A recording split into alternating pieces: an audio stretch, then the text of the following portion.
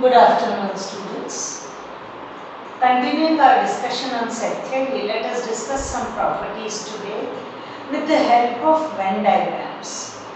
Venn diagrams are the diagrams which are a very important and useful tool in set theory.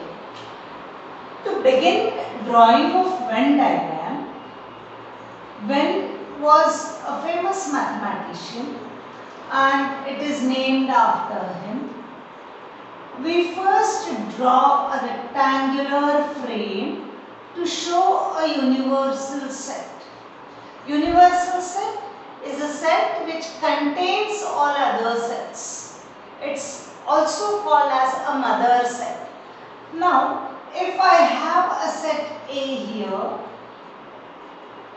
and another set B here, then it shows a Venn diagram with two sets A and B, and all of you see this portion is common between both the sets, right? It's overlapping, and that portion we call as intersection of two sets, and we are going to discuss the first property of sets or algebra of sets as intersection of two sets.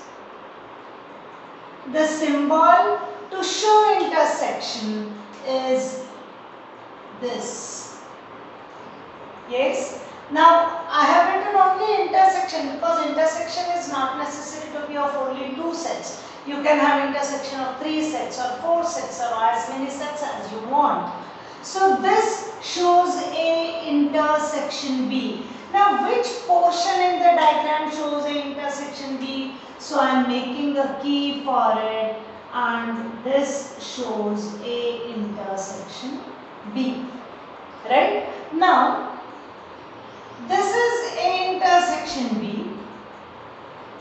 If I have to define A intersection B, then it will contain all elements x such that x belong to A and x belong to B. Understand one thing, this and is a very important term in set theory. A intersection B is defined as a set, a collection of all the elements x such that x is in A and x is in B, that is x is in both A and B, and that's intersection, and we have made a key also for that. Yes. Now if I have to discuss another algebraic function of this, that is union of two or three or four sets. The second thing is union of sets, and the symbol to show union is this. If I have a universal set, now you must understand reference of writing. Here when we write, this shows universal set, but when I write A union B, this shows union, right? So I have say set A and I have set B. Yes. If I take all elements from A and B, look at the way I am shading. I am shading everything which is contained in A as well as B. Yes. So A union B is this portion which is shaded, right? If I have to define A union B, it contains all x such that x is in A or x is in B. Union, it contains either in A or in B. Like suppose the element is here, then it is in A. If it is in this part, then it is in B. If it is in this, it is in A and B both, right? So union contains all elements of A as well as elements of B. And I am sure you all know that one element of a set is to be written only once. We don't mention the elements twice or again and again. That's about union. Just now we discussed about intersection. If I have two sets, like this, which is a special case. Suppose this is A and this is B. Now you will find A intersection B is nothing. There is nothing common between these two sets, and that's an empty set, which we denote like this. Such sets are called as disjoint sets. So two sets are called to be disjoint sets if their intersection is an empty set. Yes, that is, today we have discussed intersection of two sets, union of two sets and disjoint sets. Finding union, intersection and